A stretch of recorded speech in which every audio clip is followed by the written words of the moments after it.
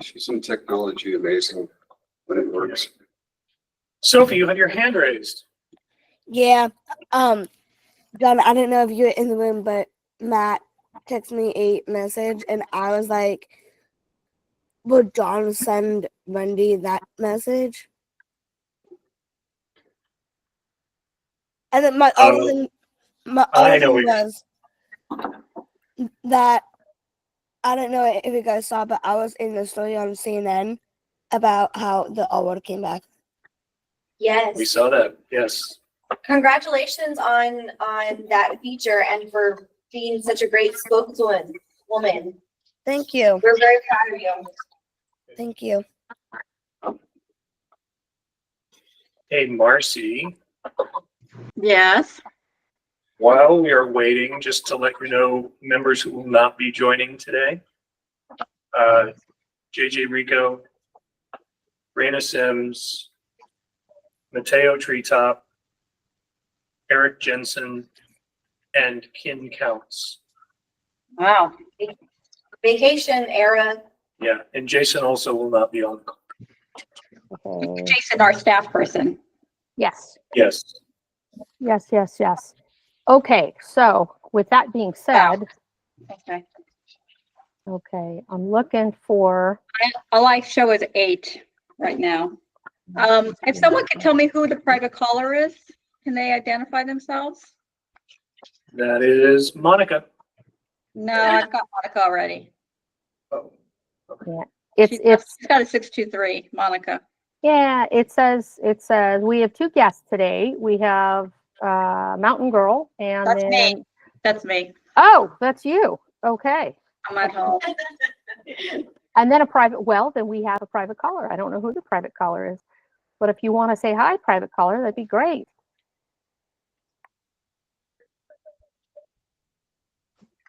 Orna.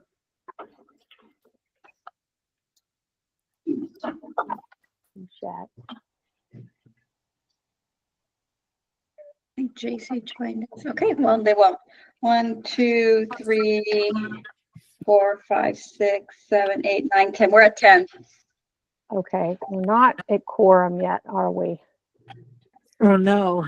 Not even close. So we've got 5 people that are no's. Okay.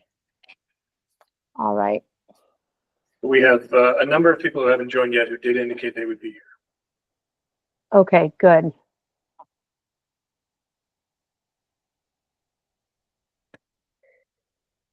Because I think we have, what, 22 council members now on our roster? I think we're at 23. Are we? Okay, I could have miscounted. Could be see. 22. Could be 22. 5, That's my age. 8, 9. 4, 5, 6, 7, 8. Where am I missing? Oh, 10. I count 10. 10 counts me. Yeah, I count 10. We have 22 on our new list that John just sent me. So, We need 12. Yeah, Kelly Roberts did tell us she might be a few minutes late. Gabby said she would be here. Looks like Kelly.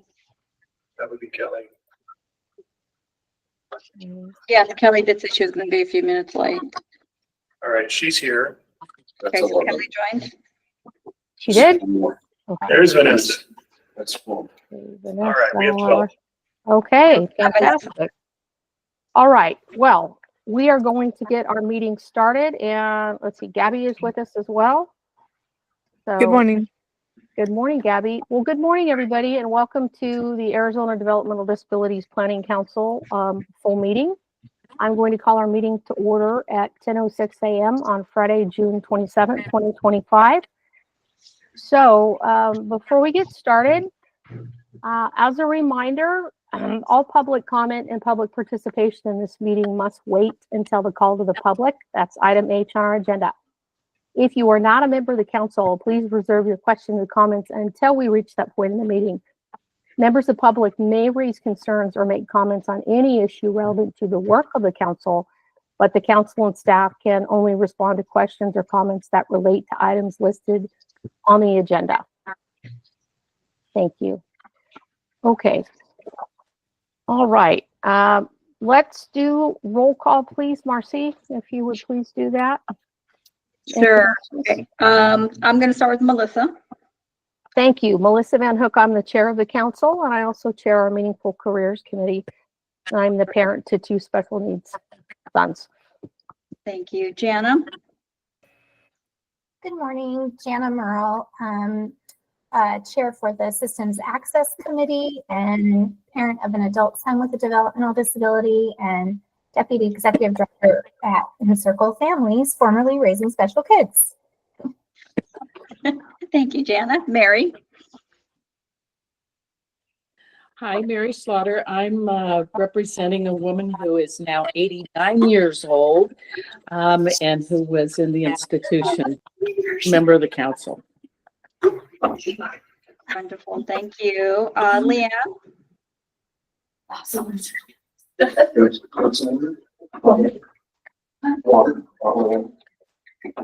Leanne, I don't know if she hears me. There you go. Yes, I'm Yeah. Leanne Fuller, a non-member of the council and a parent to 2 children, and then I work in advocacy. Thank you, Leanne. Kathy. Hi, this is Kathy Lewandowski. I chair the Work Plan Review Committee, and I have several family members that have IDD. Thank you, Kathy. Sophie. Sophie, advocate and head of choreography for Teacher Company Theater. Thank you, Sophie. Monica. Monica Cooper, self-advocate, council member, chair of the grants committee. Thank you. Carol. Hi guys, CG Loisel here, access representative and also a guardian of an adult with special needs. Thank you. Vijay. Good morning, Vijay Sari, member of the Executive Board and Grants Committee. I have a daughter with intellectual and developmental disabilities and an older sister as well. Happy to be here. Thank you. JC. Hi, I'm JC Farkas. I'm the director of the Sonoran Center for Excellent Disabilities at the University of Arizona, representing the USAID. Thank you, JC. Kelly. I'm Kelly Roberts, the Executive Director of the Institute for Human Development, representing the Northern Arizona USAID. Great, thank you. Vanessa. Hi, my name is Vanessa. I'm a self-advocate. Thank you, Vanessa. Gabriela. Good morning. This is Gabby Orozco. I'm a council member, a mom to Josh, and I'm representing Ghana. Good morning. Perfect. Thank you, Gabriela. Just saw Megan. Yes, Megan Cox, sibling guardian and then also CEO of Impact Advocacy Group. Okay, great. Thank you. Anyone else who would like to introduce themselves or that I missed? We have Kristen Mackey with us. Oh, thank you. Good morning and welcome, Kristen. Anybody else that's council members in the office? Nope. Okay, yeah, then I'll move on to staff. John. John Myers, Executive Director of the Council. Michael. Michael Leva, Contracts and Grants Coordinator for the Council. Lonnie. Lonnie St. Cyr, Fiscal Manager. Good morning. And Sarah. Sarah, Communications Director. Good morning. Okay, great. And then I'm Marcy Crane. That's it, Melissa. Okay, Marcy, thank you so much. Let's move on to agenda item B, our minutes review and approval for our meeting from April 25th of 2025. I hope everybody has had an opportunity to review those minutes because they're long. Before I call for a motion for approval, are there any corrections or comments on those minutes that need to be made?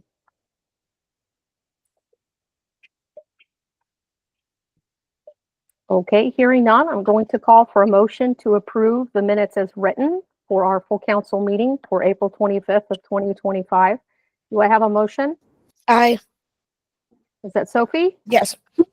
Thank you, Sophie. Do I have a second? I'll second it. Thank you, Monica. All those in favor of approval, please say aye. Aye. All those opposed, please say nay. Is anyone not voting? Okay, thank you. Motion carries. Let's move on to agenda item C, our fiscal contract update with Lonnie, our fiscal manager. Thank you, Melissa. Hopefully you Sure. guys are able to see the ADDPC financial update. Yes, we can. Perfect. Thank you for confirming that. You bet. So the council has received a total allotment of $1,501,328 for fiscal year 2023. The council has fully obligated these funds. A no-cost extension for the period of performance has been granted and now runs through September 30th of this year. There's approximately $16,595 remaining to be liquidated. It's just one final invoice, so that should be fully spent relatively soon. The council has received a total allotment of $1,500,684 for fiscal year 2024. The obligation and project periods are through September 30th of 2025. There's approximately $377,636 remaining to be liquidated. These are the funds that are currently being used for the 2025 work plan projects. The council has been offered the opportunity to request a no-cost extension for our 2024 award, which will provide an additional year through September 30th of 2026 for the project period to complete the contract activities. We'll probably submit a letter. It's due August 1st, so that'll just allow us a little bit more time to wrap everything up. And the good news is the council has received a third allotment for fiscal year 2025 in the amount of $820,412, bringing the cumulative total to $1,497,106. There's approximately $582,106 remaining to be obligated. And the goal is to obligate these funds by September 30th of this year, so within the next 3 months. Just know that we have identified some projects for these funds already, and staff is also working internally to figure out some additional projects because, again, the award letter was late incoming, so yeah, we're trying to fill some holes. The obligation and project periods are through September 30th of 2026 for these funds. The final report will be due January 28th of 2028. Unfortunately, we are not anticipating a no-cost extension for these funds. So it's going to be very important that we get these funds obligated this year so that the work can be completed by next year. Any questions on this sheet? Okay, moving on to the next one. And again, I'm sorry, it's very, very small. But this sheet shows all the current projects funded by the council. And just want to highlight one thing. This to Sonora and you said, pregnancy support for people with disabilities. Their second year contract has been given a 3-month no-cost extension and now goes through September 30th of 2025. It was originally slated to end this month. Any questions on this sheet? Okay, and it progressively gets smaller. So again, I apologize, guys. This sheet has been updated to reflect the projects outlined in both the fiscal year 2025 and 2026 work plans, as well as the funding that has already been approved in prior years. The funding year is generally the year prior to the project year. For fiscal year 2025 funds, these will be used primarily for projects to be decided on for fiscal year 2026. Currently, there's an anticipated surplus of $177,170 for fiscal year 2025 funds. The staff is currently discussing potential projects for these funds now that we have a better idea of our funding level. These projects that we're kind of discussing are highlighted in green. What's highlighted in yellow will be discussed and voted on later on in the agenda. We are trying to explore contracts that can be awarded again by October 1st, so we can meet the period of performance requirement. And then also to note, the administrative budget has been increased to reflect the work being done with the comprehensive review and analysis. Any questions on this sheet? So this is kind of the surplus that we're looking at. Okay, no questions. That's it for me. Okay, thank you, Lonnie, so much. You're welcome. Okay, let's move on to agenda item D, our executive director report out with John Myers. All right. Well, good morning again, everyone. Thank you all for joining us this morning. And there has been a little bit going on in recent months, as no doubt you are all aware. The first thing I want to bring everybody up to date on is the status of council member appointments. We have finally gotten confirmation that 2 of our outstanding mandated slots have been filled.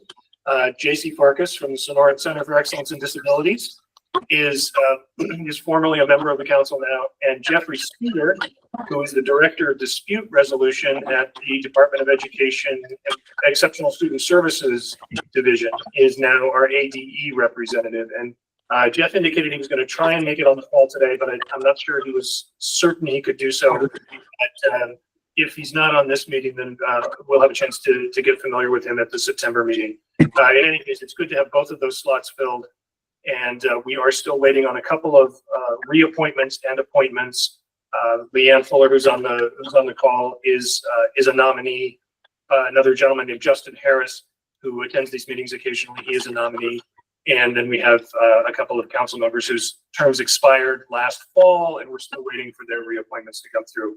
But the state law says that members whose terms expire can continue to serve until the reappointment takes place. So everything's good there.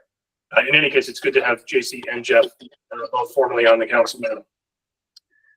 The next item pertains to our federal grant award. As Lonnie mentioned, we received our notice of award for the balance of federal fiscal year 2025, and it was effectively level funding. It's about $3,000 short of where we were last year. But I mean, for all intents and purposes, that's close enough to level funding that we're happy with it. The timing, of course, was awful, and the uncertainty around whether or not we were going to get the money was awful. And as a result, again, as Lonnie mentioned, we are kind of behind the curve when it comes to making some of our grant or contract awards. And that means that we have to scramble a little bit. We certainly have some ideas in place, and we have some projects that look promising, but getting those contracts in place is going to require some quick work on the part of staff.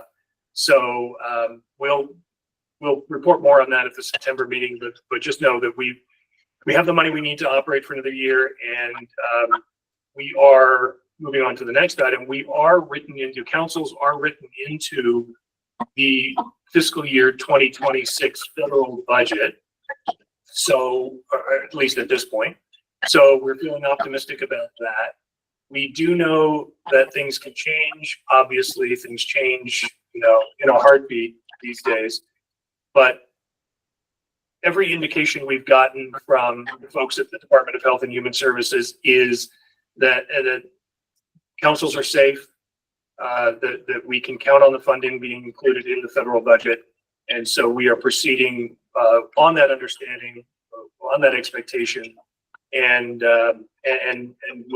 we'll let you know if anything changes there. It's very hopeful news given what we were talking about 2 months ago, which was the potential zeroing out of all of the DD Act programs in the federal budget. And so if you're feeling a bit of whiplash, we certainly are. You're in good company. Things do just need to change very, very quickly. Regarding the Department of Health and Human Services, you may recall we mentioned last meeting that there was a proposal to do away with the Administration for Community Living, which is the office in which the councils currently sit.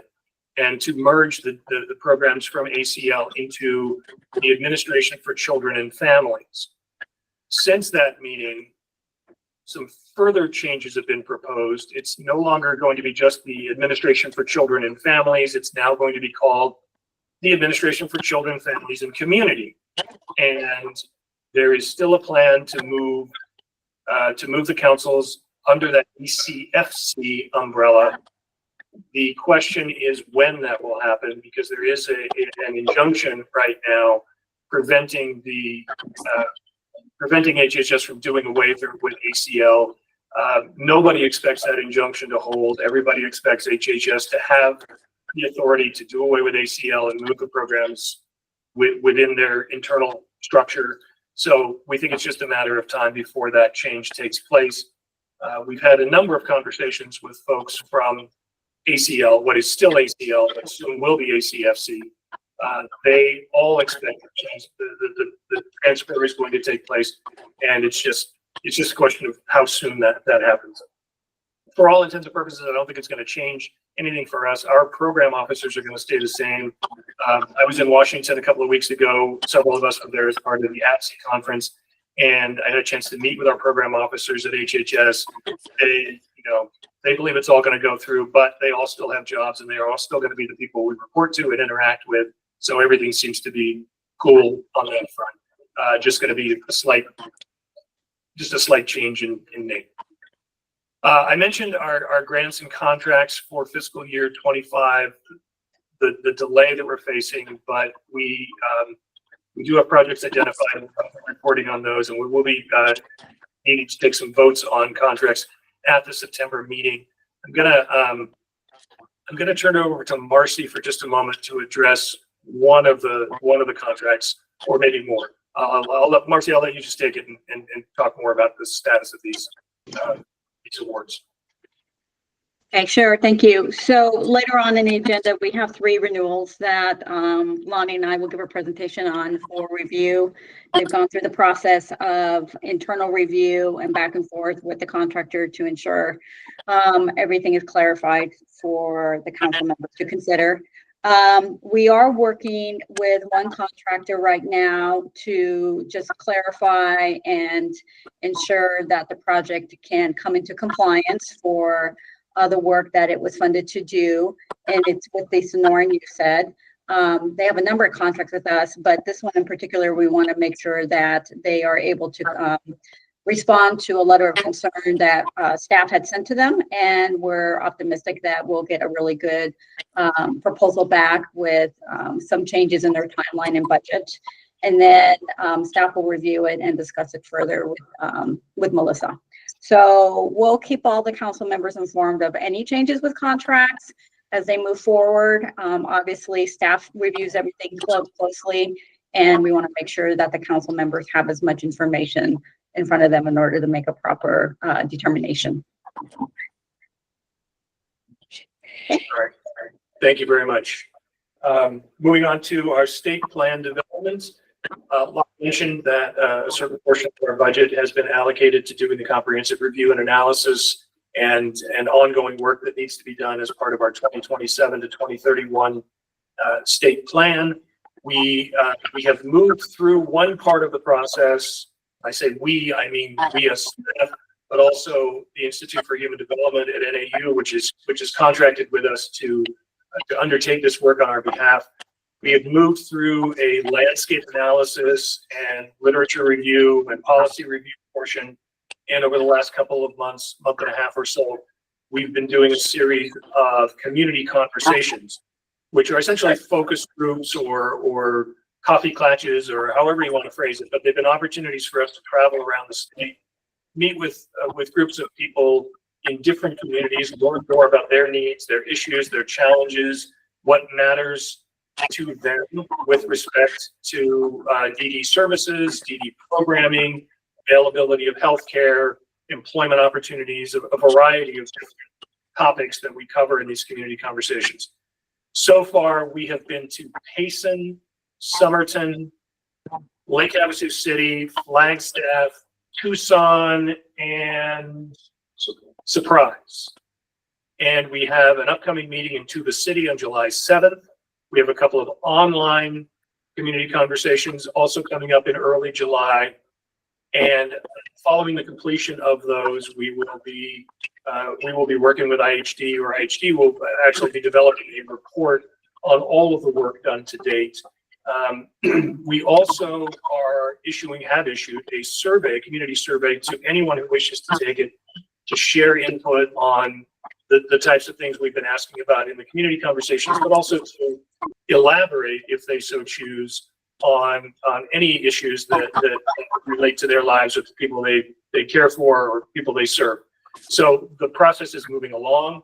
I can't tell you personally, I can't tell you how fantastic it is to work with the individual at IHD who's been our primary contact, Megan Donahue. She's been just fantastic at keeping us on track. She's so much better organized than I could ever dream of being, and done a really nice job. The facilitators for these community conversations have also been fantastic. We appreciate all the work that they've done. It has been kind of a sprint over the last month and a half or so to get all of these things done. And a huge amount of credit goes to our staff as well. Sarah's done a great job. Mike's done a great job. Jason, Marcy, Lonnie, everybody has contributed in some way through staffing the events or contributing to the outreach, or both. So we're pleased with the progress so far, and looking forward to being able to view the reports that come out in the future. Melissa? Before you move on to the next part of your report, I just want to say thank you to staff, because I know the amount of work it's been for you guys in such a scramble. And I want to acknowledge and thank Brigitte. Brigitte, I understand the conversation that occurred up in Lake Havasu City was fantastic. It was really well attended, and you put that together. So thank you so very much for the work that you put in. We can't do what we do without the help of our council members. So thank you so much. That's all. Yeah, thank you, Melissa. I would echo that. We've been targeting 10 to 15 people at these sessions, and we've more or less hit within that target range for most of them. In Lake Havasu, we had 28 people show up for the session, which just overwhelmed us. It was a great conversation, and so thank you, Brigitte, for all your help there. Last thing on my agenda is the legislative session. I'm not going to bore you this time with a recap of all of the bills that have gone through or haven't gone through. I mean, there's been so much movement within the legislature that it's almost impossible to do that justice in a brief period of time. What I would point out, as I think most people probably know by now, is we do have a state budget that was passed last night, and it is a bipartisan budget, which means that nobody's happy. So, at least it continues to fund the government moving forward, and we'll be hearing about it, reading about it, whatever in the media, I'm sure, for days to come. But it's good news that we have a budget. Also, the DDD supplemental came through. I think that was around the time of our last meeting. So we know that DDD has the money to finish up the next couple of days of the fiscal year, and then will be funded moving forward. JJ is not here, but I did get word from the lobbyist for the Provider Association last night that the group home monitoring project that Disability Rights Arizona has been conducting for the last several years was included in the budget that's passed. So that program will continue. In our opinion, that is a very important program, and one that has done a lot of good and will continue to do good. So pleased to hear that they got the funding they need to keep that program moving forward. There is much more that we will be reporting on, and now that there's a budget and it looks like the legislature is going to go home in the near future, we are going to be scheduling a webinar to kind of do a community wrap up on the session, talk about things that were good, things that maybe weren't so good, things that need to continue to be worked on moving forward. And that will hopefully be scheduled. I'm looking at Sarah. That will hopefully be scheduled, I don't know, in the next couple of weeks, maybe month, depending on what our timing looks like relative to the state plan development and a few other things that we have to work on. But you'll all be getting notice of that. And if you have time to attend, we would love to have you participate. I'm going to wrap it up there, but I certainly. Oh, I'm sorry. I skipped over an item. Our transition from the Division of Business Services to the Office of Community Engagement. Thank you very much, Mike. Apologies for skipping over that. I just wanted to update everybody. We mentioned at the last meeting that DES had done some internal reshuffling, and we were being moved from one Division of Business Services, to an office that reports directly to Michael Weishart, who is the director of DES. That transition, for the most part, has gone very, very smoothly. We're very pleased to be working with some new colleagues whose work is really pretty directly related to the work we do. Gives us an opportunity to do some additional community outreach, to partner on some efforts, and I think there are going to be a lot of opportunities moving forward. So we're making that transition smoothly, and we appreciate the welcome we've gotten from Leah Landrum Taylor, who's the director of OCE, and her team. It's been a very warm welcome, and we see no problems on the horizon, just to sort of bring everybody up to speed on that. So that should do it. But as I said, I'm happy to answer any questions you might have. No questions for John? Okay, John, thank you so much. That's a lot. Hallelujah on that budget finally being passed. And nobody's happy, as you said. So I guess that's a win. All right, let's move on to agenda item E, our contract and grant renewals. Marcy and Lonnie. Thank you, Melissa. I'm going to give a summary of the first proposal from NAU, Institute for Human Development. It is for year 2 funding of the Online Privacy Safety OPS training project. It is aimed at equipping individuals with intellectual and developmental disabilities with skills to navigate the digital world safely. The project has made significant progress in its first year. The OPS project addresses the increased risks of cyberbullying and online fraud for individuals with IDD, emphasizing the need for accessible digital safety training. Since its launch, the project has successfully delivered culturally informed training sessions across Arizona, adapting based on participant feedback. Internet access has increased exposure to online risks for individuals with IDD, and the OPS project has delivered engaging training sessions focusing on cyberbullying, safe browsing, and social media privacy. Initial training sessions involved 13 individuals with IDD and support staff, leading to refinements based on participant feedback. Partnerships with 11 organizations expanded outreach despite some low attendance in early sessions. The new modules on online dating safety and financial privacy were introduced in response to participant feedback. So the really good thing about this project is that they're reacting to the participants' needs and adjusting the curriculum based on it.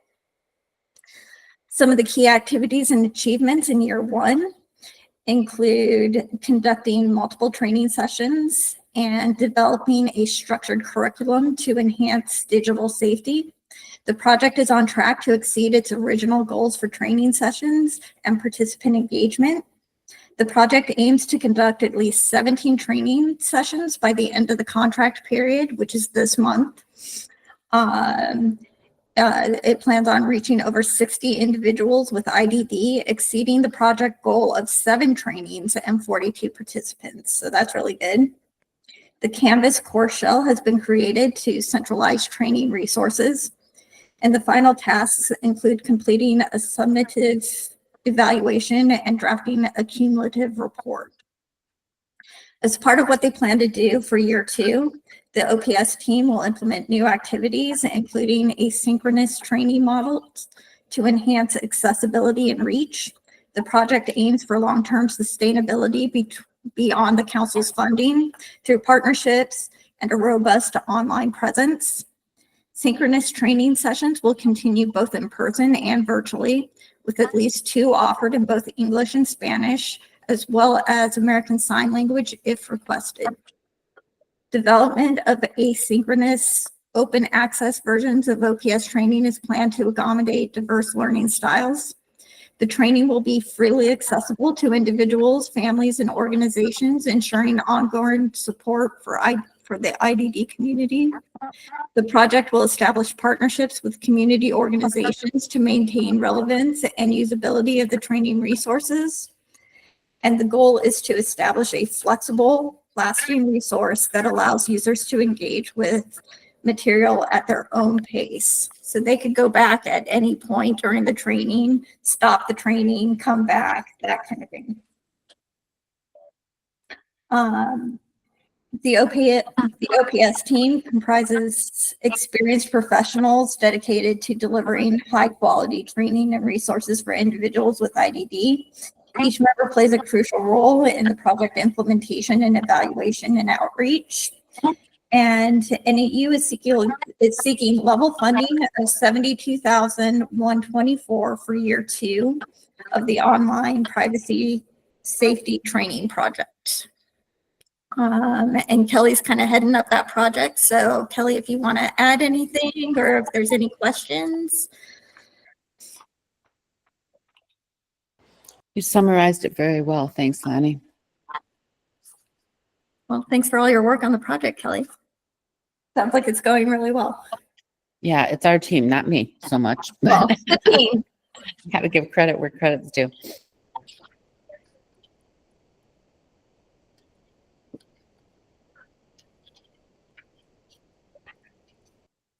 Okay, no other comments or questions? Okay, we are going to vote on these renewals one at a time. So, can I have the amount of that grant, Lonnie?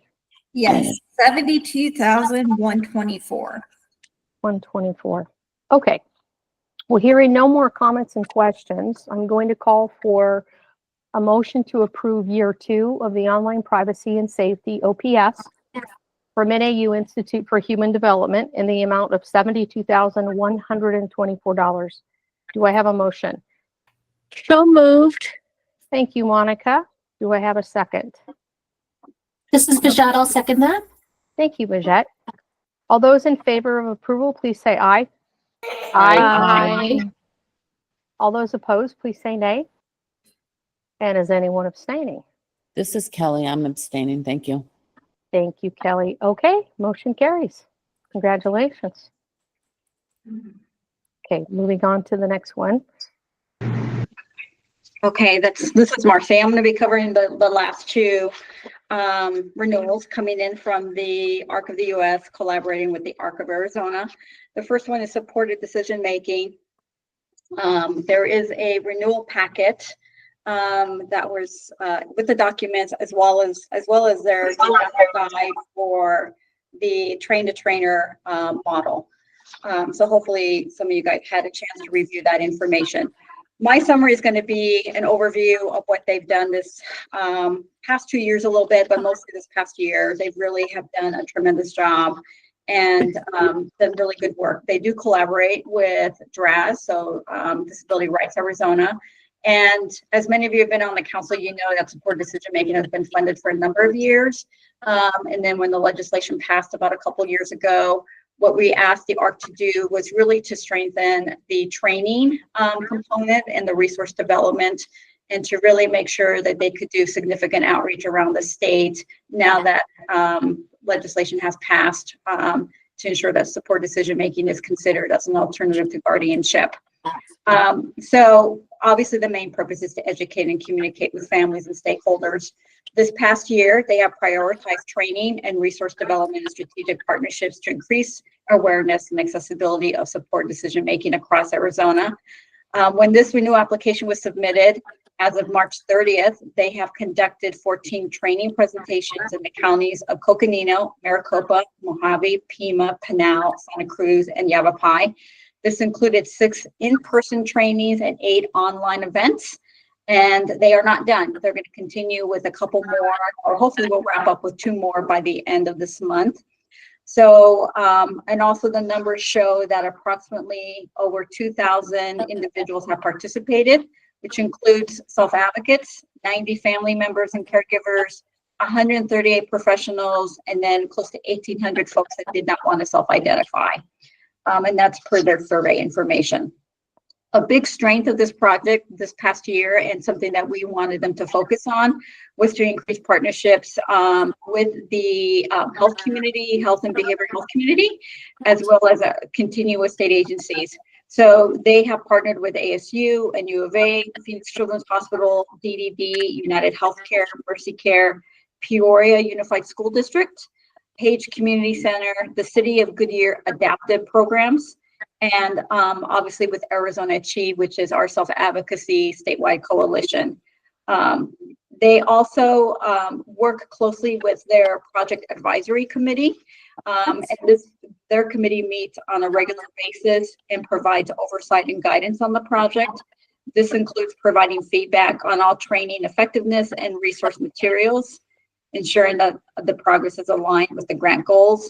And then currently, as part of this past quarter going into their third year, they are providing feedback on the new phase to ensure that this program is sustained.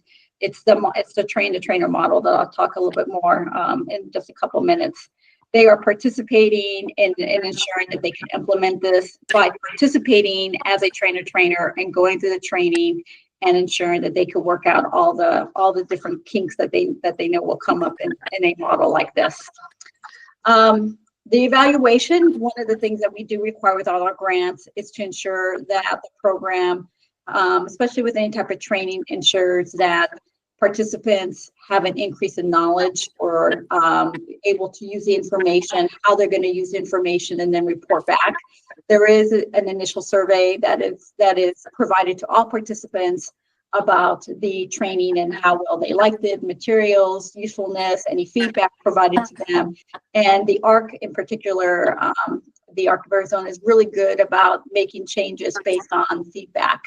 And so the survey collected is really helpful for them to continue to update their information as needed. And they do continue to receive high ratings for the materials and the presentations.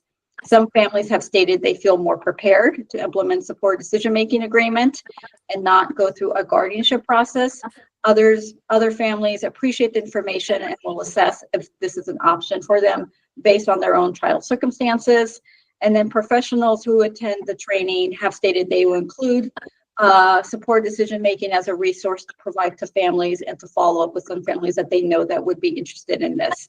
And they continue to track that part of the data, which is helpful.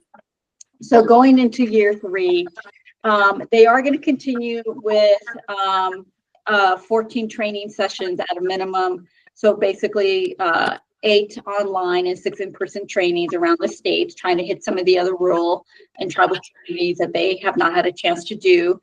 They will continue to update materials as needed and then create support decision-making resources and materials for specific professionals or target groups that they're trying to reach. And so basically for the audience, it's a little bit more specific. The big component on this to ensure that this program could be sustained after our funding ends is they have created a train-to-trainer academy. And they started to develop this and test it in this current quarter, this fourth quarter. The model, once it's fully implemented by the end of the contract period of next to June 2026, will include at least 40 new trainers that will have gone through an application process to be selected. They have to participate in a 4-hour training session and then conduct 4 training sessions a year on support decision-making to be in good standing and to be certified. The ARC has clarified further additional questions on this particular model to ensure that they can do the outreach of 40 individuals and how they will continue to ensure that they are certified and how this will be tracked. And that's in their packet that I'll cover a couple of points on. And we want to ensure that the funds that the council will approve will be able to support this. They are asking for level funding, which is $70,000.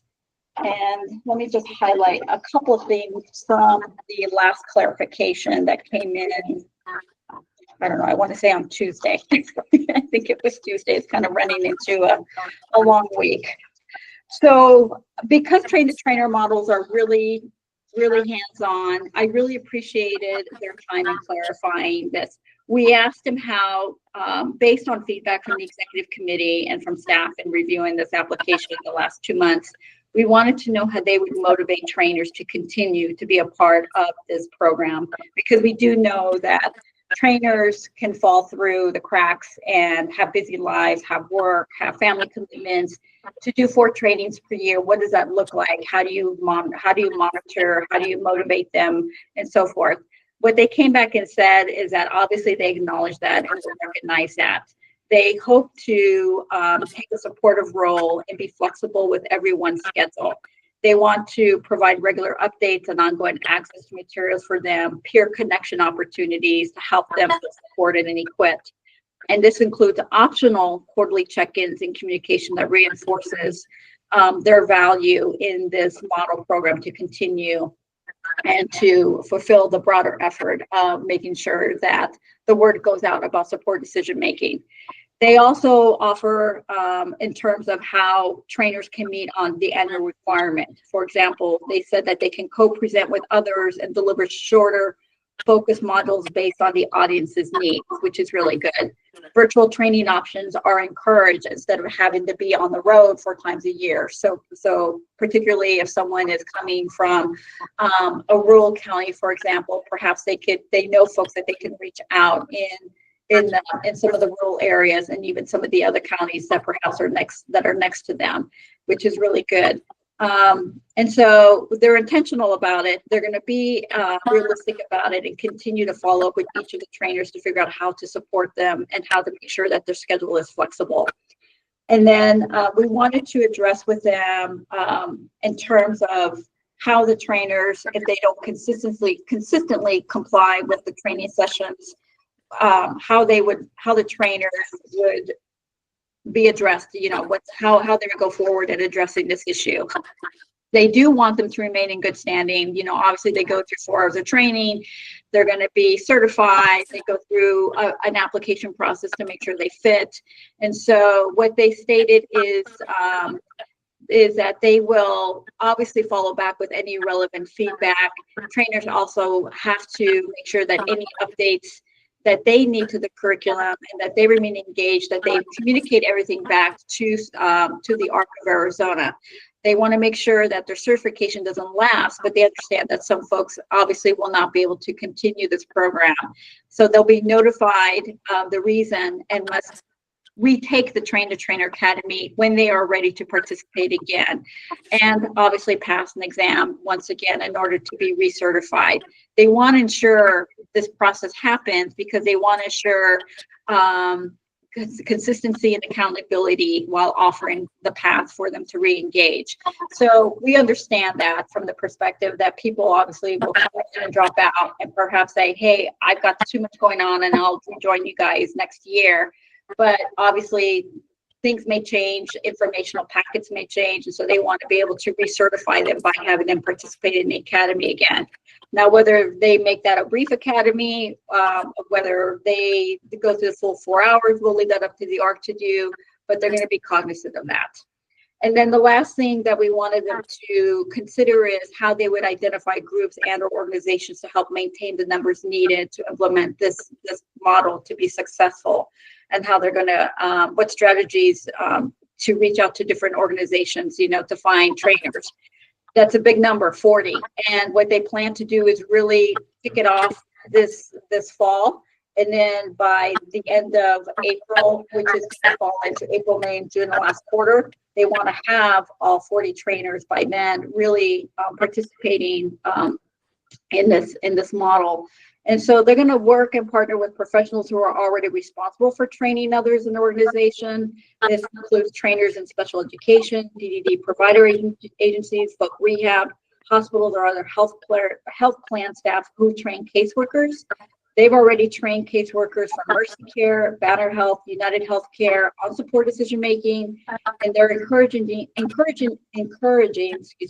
organizations to make support decision-making part of their standard of onboarding for new staff.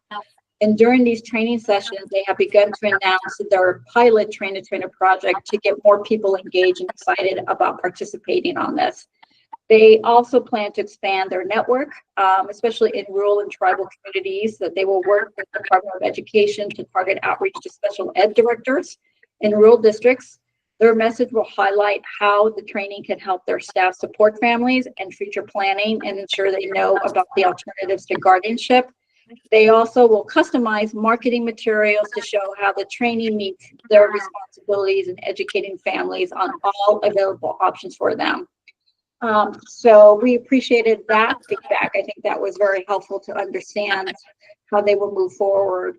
And then obviously continue to track the number of support decision-making agreements that will be in place by families. They do offer one-on-one technical assistance, is what I understand. From Melanie, which is very helpful to do if families say, hey, I just want some more technical assistance or information, they make themselves available. And all of that is in the packet, and they are requesting $70,000 for the third year. Are there any questions?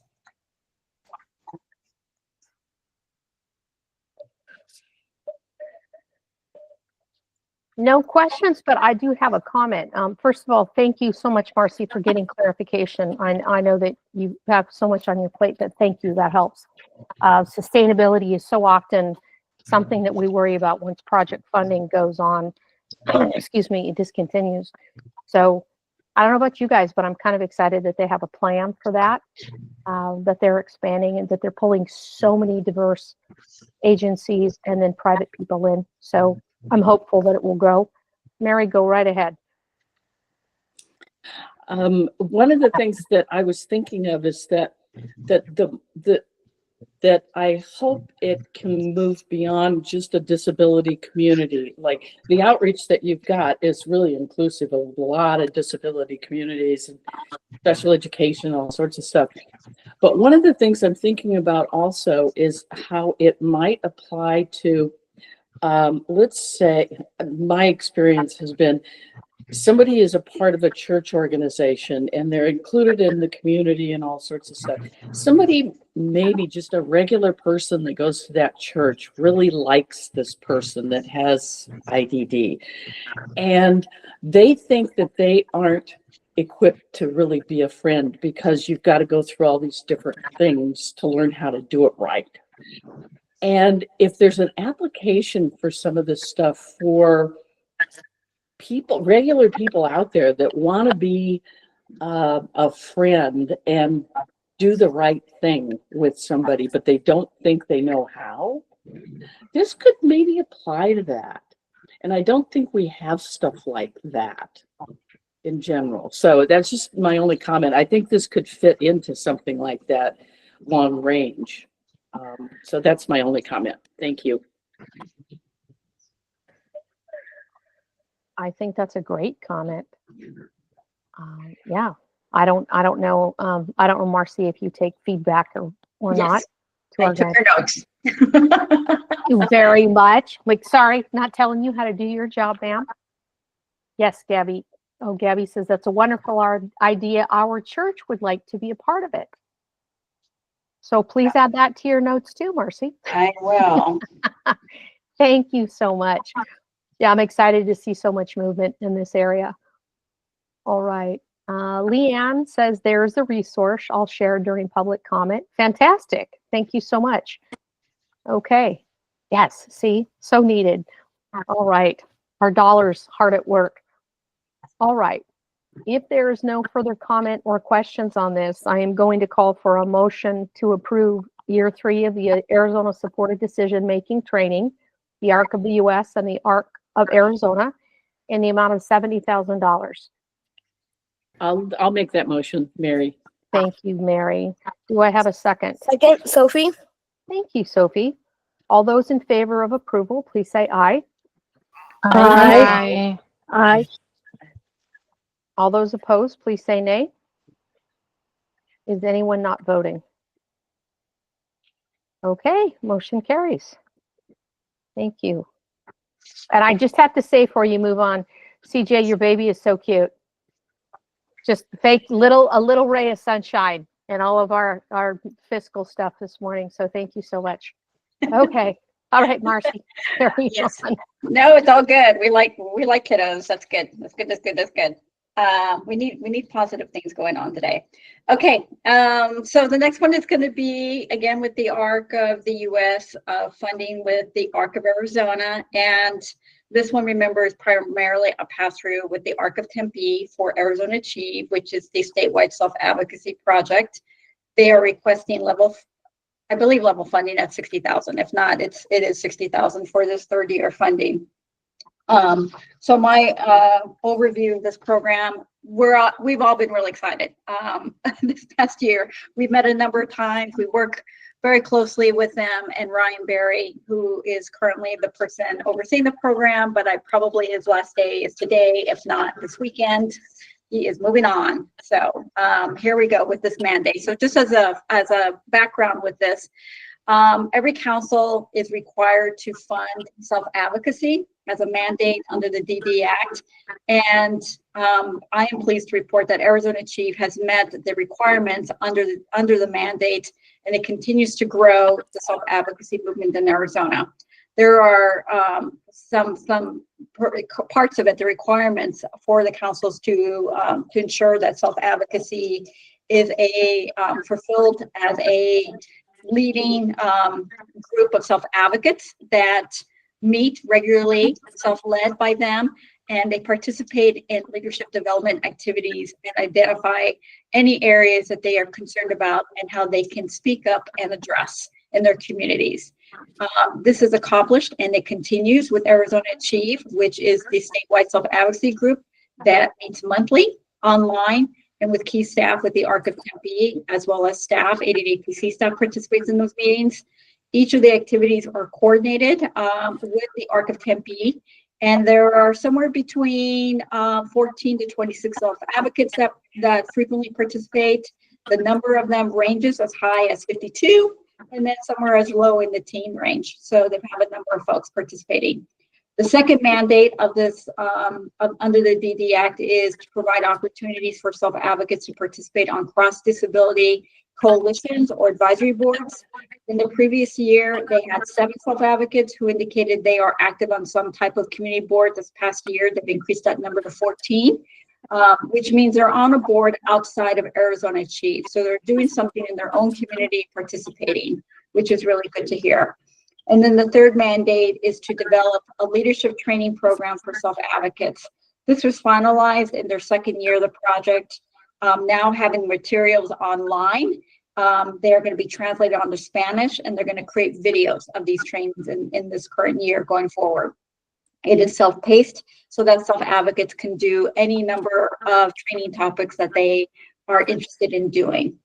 They added a 4th component last year that will continue this year. They're going to make some modifications, but it is a mentoring component.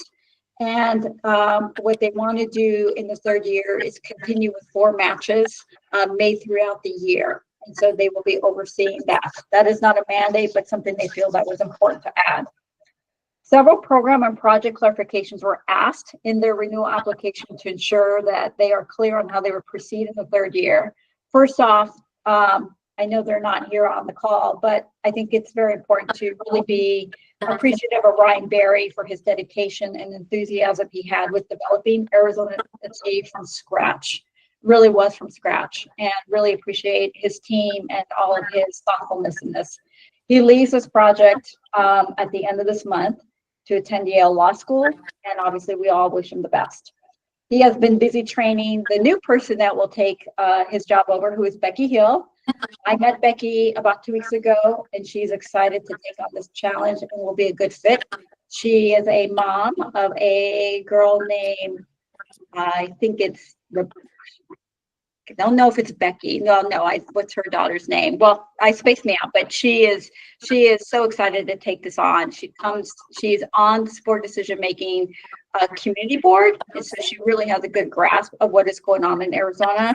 And also, I feel she's going to be a really great fit to kind of take this to the next level.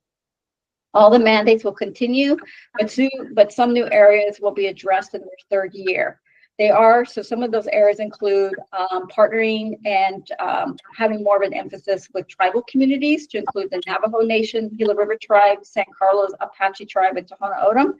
They plan to coordinate in-person training with two tribal communities this year, and trying to meet with them on their needs and how they can tailor the training materials for the tribal communities. They will continue with their monthly Arizona Achieve online meetings with self-advocates. Local, state, and federal policies will continue to be discussed. Arizona legislation is also discussed, as well as opportunities for their involvement and feedback that's necessary. And they will continue to do training, leadership training on any topics important to them. They will launch their mentoring program in the second quarter, and then they will evaluate that for the matches and then kick off another match in the third quarter. They will develop 3 new training videos that will be adapted from the leadership training advocacy curriculum and have them translated into Spanish and ASL. They plan to host a virtual town hall with policymakers to ensure that the upcoming 2026 legislative session is aware of what goes on with self-advocacy and self-advocates. And then also they're really good about helping to monitor legislation and to ensure that self-advocates have the opportunity to testify at any hearings if they are able to and willing to. They are going to upload all the course materials that have been translated into Spanish on their Arizona Achieve website. They actually now have a Spanish section on the site, and they will continue to solicit feedback from Spanish-speaking self-advocate members and community partners on materials that are needed for the community. They will submit 2 presentation proposals for self-advocates to speak at a statewide or local conference. And then they will conduct a retreat and develop new goals for the following year with self-advocates input. That's usually in June. And then they're going to conduct at least 2 in-person self-advocacy training sessions in rural Arizona communities. And then obviously evaluate the effectiveness of their work and collect data as required. I want to thank Ryan and his staff, and then obviously excited to work with Becky, and then also thank Jason and John and Sarah, because we all work closely with Arizona Chief to promote their information, and we have a really good working relationship with them. That is my summary for them. Thank you, Marcy. Thank you to staff for working on that, and to Mr. Berry as well. Good luck for him. We're excited that he's going to law school. We're going to miss him, but I'm sure Becky will be a great fit. As a reminder, and particularly if you're newer to the council or if you're visiting today, self-advocacy, as Marcy mentioned, is a mandatory goal for all councils. And it is an area where oftentimes councils struggle to build a self-advocacy network or create something really strong. And it's something in the past that we've taken several swings at. And it's really, really exciting to see that there's traction and actual work that's being done. So I'm thrilled, because I feel like it's one of our most important goals that we have. So are there any questions or comments for Marcy besides my dithering? Okay. Hearing none, I'm going to call for a motion to approve the Arizona Self-Advocacy Coalition Year 3, the ARC of Arizona, the ARC of US, in the amount of $60,000. Do I have a motion? Sophie, aye. Thank you, Sophie. Do I have a second? I'll second. This is Jana. Thank you, Jana. All those in favor of approval, please say aye. Aye. All those opposed, please say nay. Is anyone not voting? Okay, thank you. Congratulations to our grantees for being renewed. Thank you. You bet. Okay, let's move on to agenda item F, our committee work group report outs. Monica, you are up first with grants. Okay, well, mine's going to be short and sweet. We haven't met, and we just reviewed the 3 proposals that we just passed were reviewed last week at if I can say this right, at executive. And then, of course, you know what just happened. We just passed them here at Full Council. Okay, thank you. And I was at executive, so you're right. You guys did review those. All right, thank you Yeah. so much. Thank you, Monica. Well, hopefully you'll have more work to do, knowing now that what our budget is and that we get to continue to exist. So this is good news. I know, but there's sometimes I like to be short and sweet. Well, thank you, because I'm going to be longer today. I have stuff to report on, so thanks for that. Okay, I know, I'm teasing. I know, but I appreciate you. Thank you. Yes. Oh, okay. Next up is system access and navigation with Jana. Hi, like Monica, I'm going to be short and sweet as well. So Melissa, you'll get plenty of time with your amazing updates. The system access group has not met and we have plans to gather. So hopefully at our next council meeting, we'll have some additional information to share with the group. Okay, that was short and sweet. You weren't kidding there, huh? All right. Thank you. Thank you. Well, I think that we'll all get a little bit busier with our funding renewal for sure.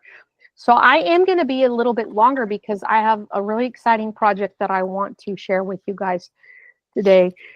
So I do chair the Meaningful Careers Committee, as you know. We have not met in some time, but that doesn't mean that there hasn't been important work being done. So on behalf of the Meaningful Careers Committee and the council, Mike took the initiative to partner with the Arizona ADDPC chapter, the Sonoran Center for Excellence in Disabilities, and the Colorado Office of Employment First to conduct a study of employment service professionals. So job coaches and people working in that field in that capacity. The clear and vital goal was to understand who Arizona's employment service professionals are, to identify the supports they need, and explore ways to strengthen the system to promote competitive integrated employment. So Mike, Jessica Winchester from the Sonoran Center, Jules Hyde with ASD Maverick Consulting, and also the Arizona ADDPC chapter president, and Vanessa Lehman with the Colorado Office of Employment First presented the collaborative project recently at the 2025 National ADDPC Conference in Washington, D.C. That was just 2 weeks ago. Their presentation was very well received, and I think they had, what did you guys tell me, 80 attendees, 100 attendees? It was huge. It was hugely attended. And just this past week, the executive director of the Texas Council for the Developmental Disabilities asked John and Mike how the study was conducted and to share the findings of the survey, as Texas may want to replicate the project. So anytime anybody wants to do what you're doing, you know you're doing something right. So ADDPC received $2,000 from the Arizona ADDPC chapter to obtain technical assistance from the Colorado Office of Employment First. Colorado contributed by helping to design a survey tool and offering guidance throughout the entire process.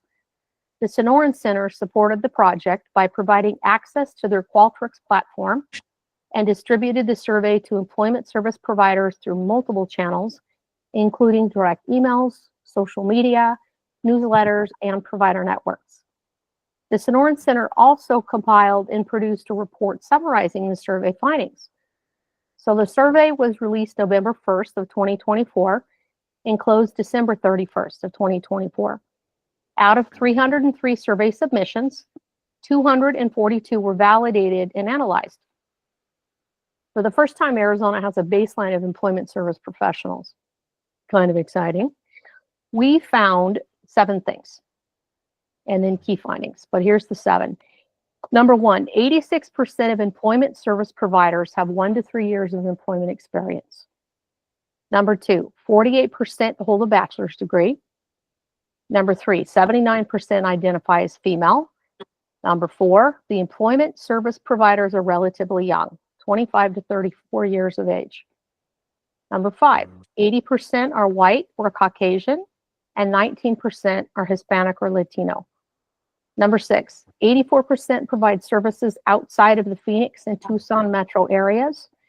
And number 7, 83% say a certification, such as the CESP or Certified Employment Support Professional, or something from Mark Gould and Associates, or ACRE, the Association of Community Rehabilitation Educators. So some type of certification specific to their industry, increase their wages and influence their decision to stay with their employment. This is good. Turnover is decreasing. So the key findings provided insight and priorities for employment services. And we found 5 things. On average, 40% of caseloads resulted in competitive integrated employment, or CIE, placements in the past year, 40%. Training needs identified were disability employment policies, employer engagement strategies, cultural competency, and customized employment. 19% of employment service professionals feel confident navigating VR and DVD systems. And that is so low to me, it's scary because this is what I do for a living. I have clients. 41% feel strongly confident in employment first principles. That needs to go up. And 1/3 feel strongly confident in customized employment strategies. So, work to do. The key recommendations, the first one is certification support fund. So create a statewide fund to cover ACRE, the SESP, and MARC Gold certifications, or some type of employment certifications, right? Number 2 is employer engagement initiative. Develop Arizona Employment Champions Program and employer learning labs. The third one is a digital learning hub. Launch on-demand training platform with bite-sized interactive modules. And the fourth one is system navigation training. So create mentorship program and a roadmap guide for VR and DDD systems. We do in our industry partner quite a bit. I mean, we work with VR obviously, but then oftentimes we have DDD involved and they're a critical piece of what we do is supporting professionals, employment support professionals. I'm getting close, guys.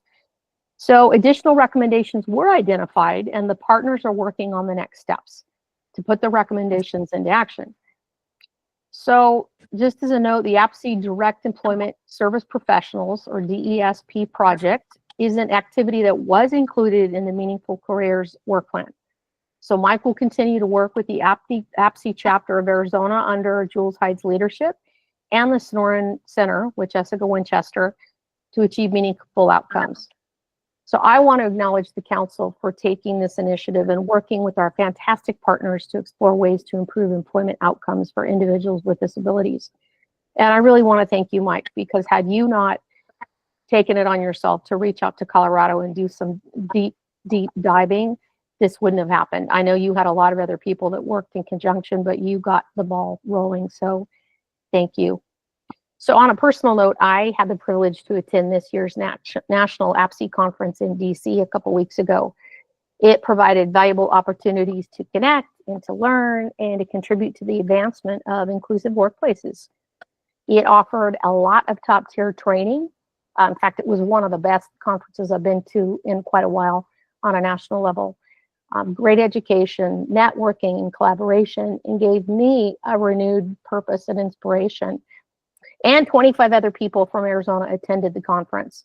So Arizona is committed to advancing employment first for all individuals with disabilities. That was really clear. And just a funny side note, there was so much stuff on AI.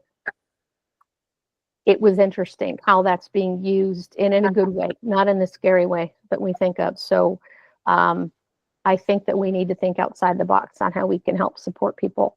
So thank you for listening. And thanks again, Mike, and to all of our people working on this project. Thanks, guys. Okay. All right. Next out is behavioral health and IDD. It would be with Jason, but Jason's not here. I can tell you that we haven't met. We've had to cancel some meetings, mostly because we weren't sure what was going to happen with our budget, but more relevantly, the people that attend those meetings were actually at the Capitol fighting for our budget and everything else. John, since you attend those meetings, would you like to jump in? Well, I just wanted, I don't mean to interrupt, but Jason did have a couple of things he wanted me to mention on his behalf. If that's all right. Yep.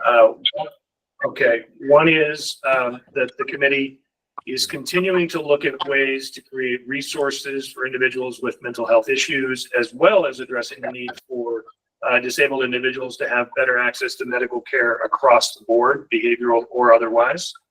And that the committee is now looking at ways to train individuals on school safety issues particularly in light of several pieces of legislation that passed this year that touch upon school safety planning, safety officers on campuses, and other safety personnel.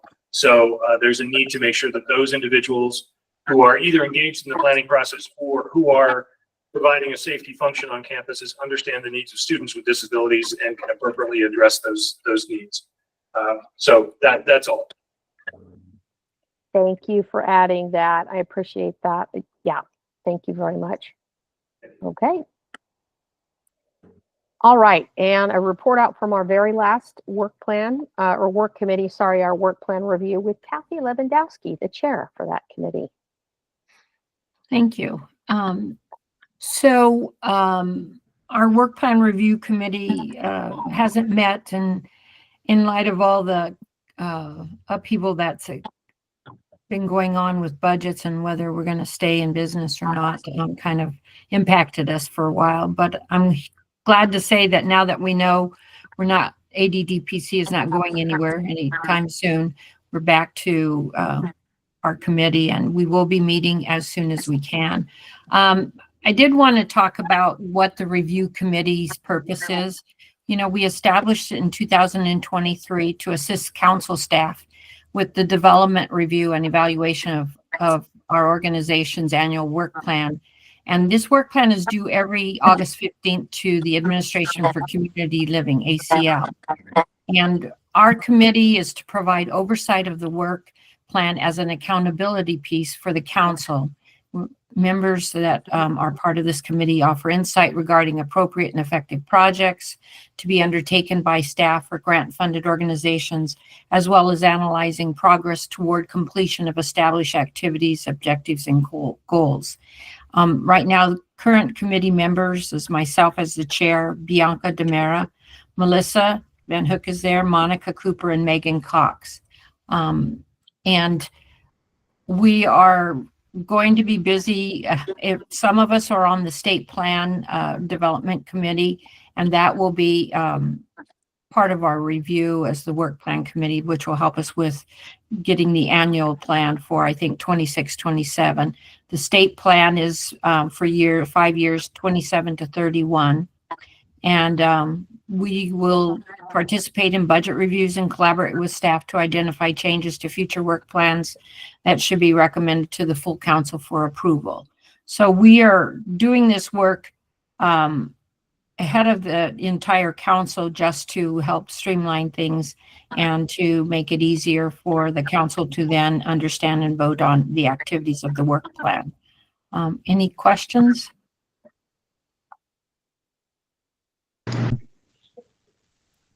It's me.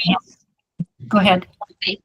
Thank you, Kathy. I just looked at the calendar and I just sent a reminder that staff is going to finalize some input for the 2026 work plan.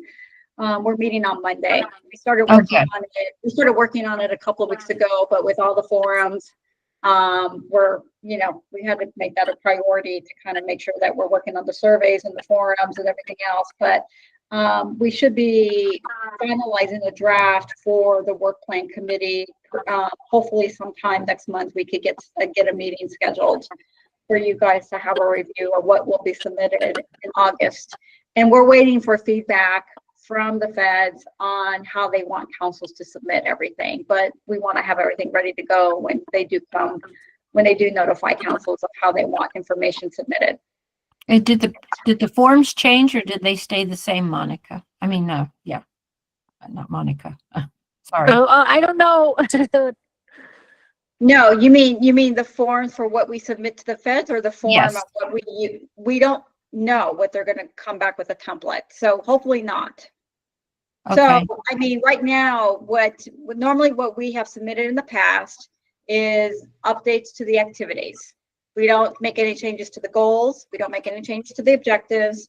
We update every year the activities of what's going to go forward in terms of what is being funded and what are state and what is in office activities that support these goals and objectives. And so that's what we're reviewing right now is what's carrying over from 25, which we're currently in, and what we're going to be adding to support the budget for $25 that we are in a rush to obligate.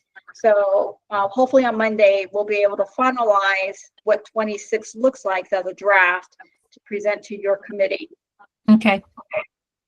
Great. Yeah. I'm sorry, I didn't mean to call you Monica. No, it's okay. That's better all than right. Don't worry. I'm like, wait a minute. I haven't seen the form, so I don't know. Sorry. That's my report. Thank you. It looks like John has his hand raised for you, Kathy. Go ahead, John. Sorry, really quickly, Kathy, just to answer your question, I hope a little bit more.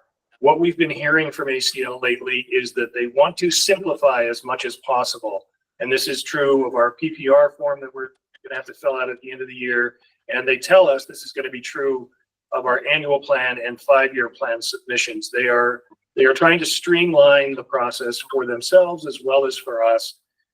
We learned earlier this week that we will not be seeing our update form until I think the second week of July, week after the holiday.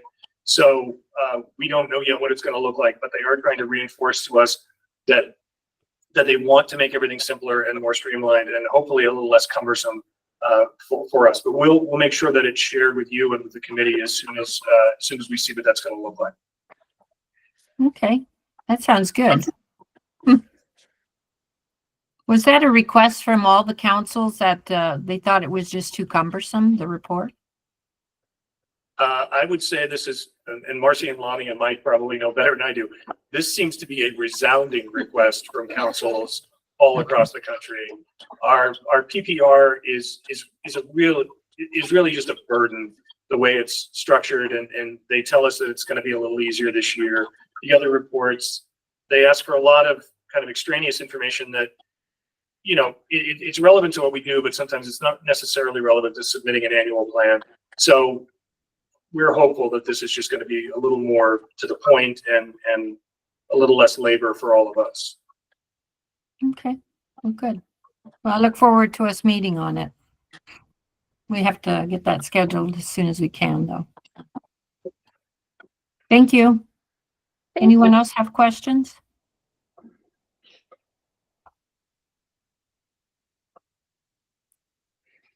My report complete, Melissa.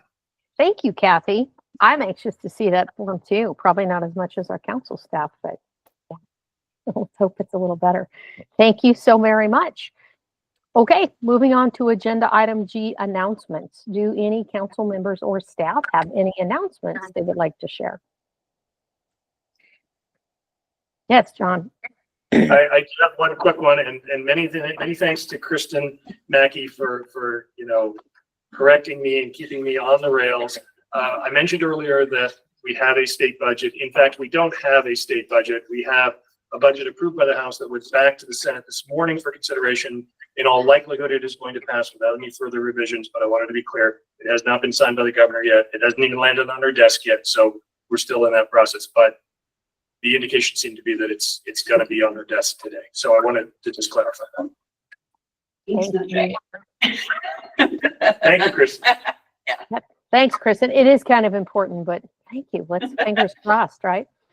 The only reason I know that is because I'm watching it and looking at the line items every time another adjustment comes out. So I'll just real quick, if you don't mind, I'll like launch in for a couple updates for us. You likely saw for Department of Economic Security, there was a reduction in force activity over the last month, primarily just last week. The Rehab Services Administration didn't have too great of an impact at the division because we have unemployment insurance, had a significant impact in the number of individuals that were informed that their positions were no longer available. So there has been some shuffling and moving, pretty tense, rough couple of weeks in trying to support people as they are moving out of our programs and trying to find other work. But those folks are working through the 3rd. So just if there's, you may not have the same contacts in some places, but most big folks have a who you could contact if you do get a bounce back on an email. From a federal budget perspective, we are also seeing that they're projecting flat funding equal to 2024. So backing it up to 2024. This year, though, was interesting. In 2024, we did not get our required cost of living increase. It's mandatory. They did appropriation language, didn't give it to us. And then in 2025, they went ahead and gave us 24s and 25s, which makes it significantly more difficult to meet the match requirement necessary with 2 extra years of additional funding in there. State agencies for VR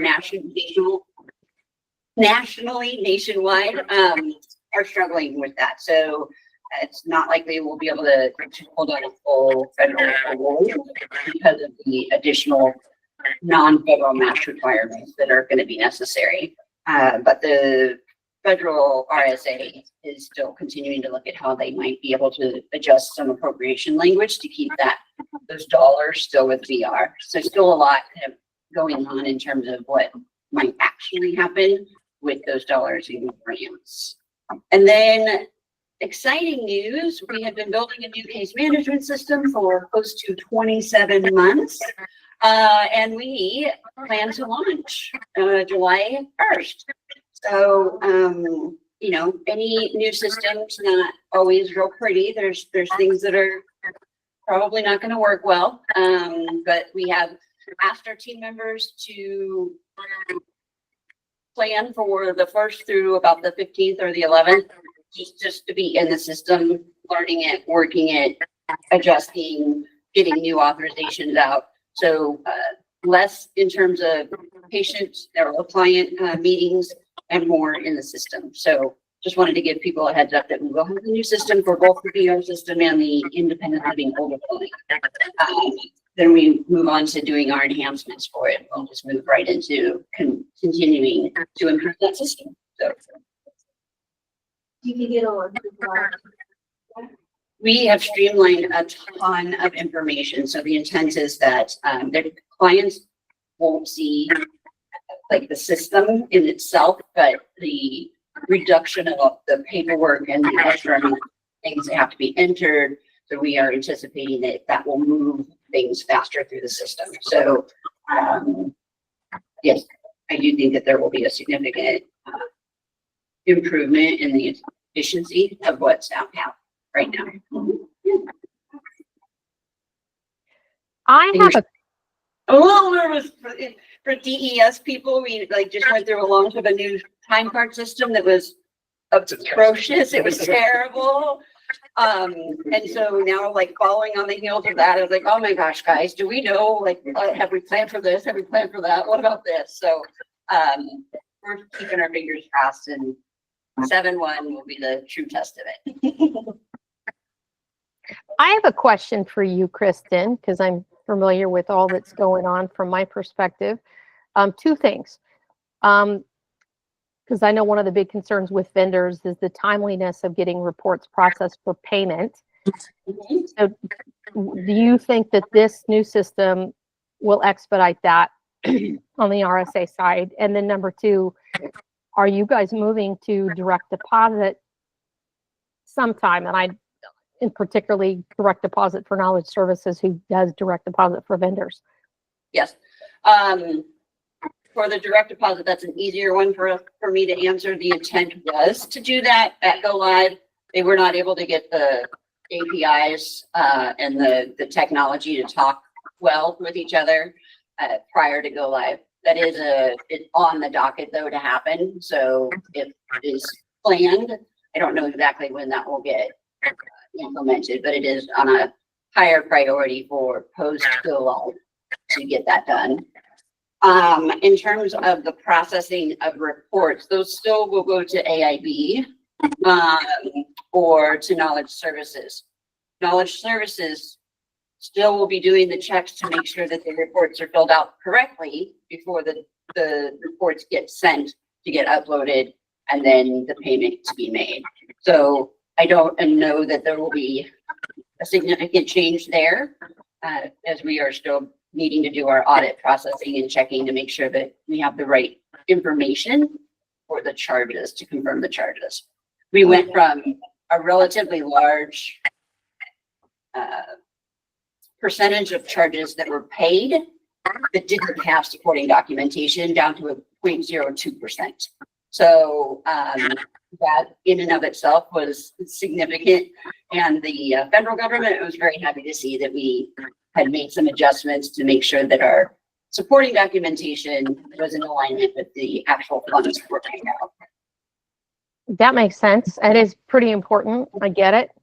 I'm hoping it gets a little speedier because I deal with knowledge services and with you guys.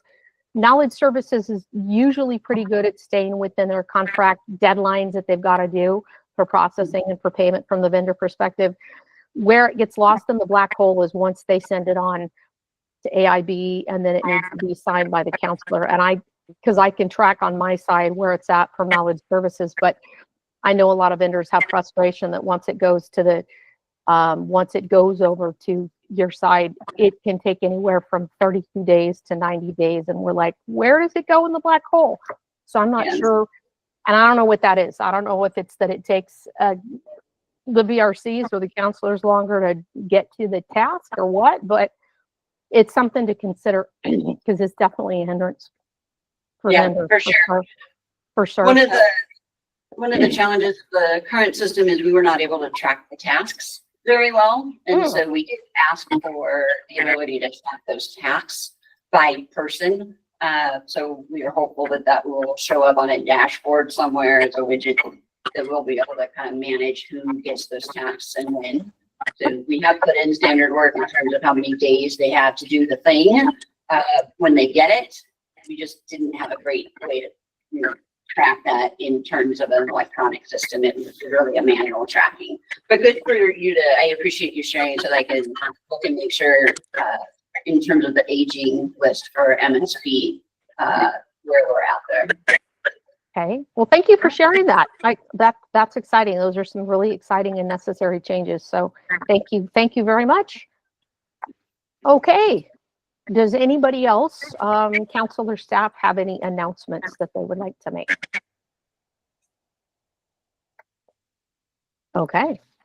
Hearing none, we're going to be done with agenda item G, and I'm going to move on to agenda item H, which is call to the public. And we do have two members of the public with us today. Do you have any comments or questions or anything you'd like to say to the council?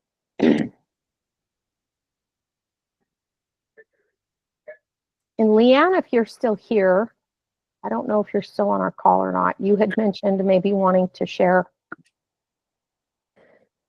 You said something about resources. Yes, I will include the link in the comment section. I'm not sure how it applies to what was addressed today, but belonging in church communities, there are resources, and there is a professor who does research and studies that and how to help those integrate into our church communities to help them belong. I'll put that here below.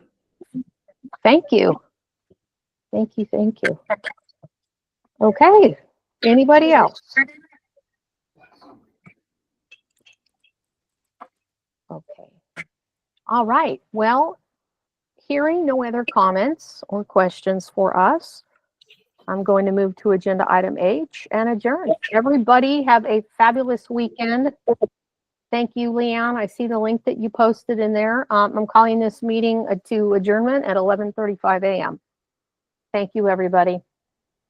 Have a great weekend. Have a good weekend, everybody. Have a great weekend, Bye-bye. everybody. Bye. Bye. Great weekend, everyone. Take care. Bye. Thank you.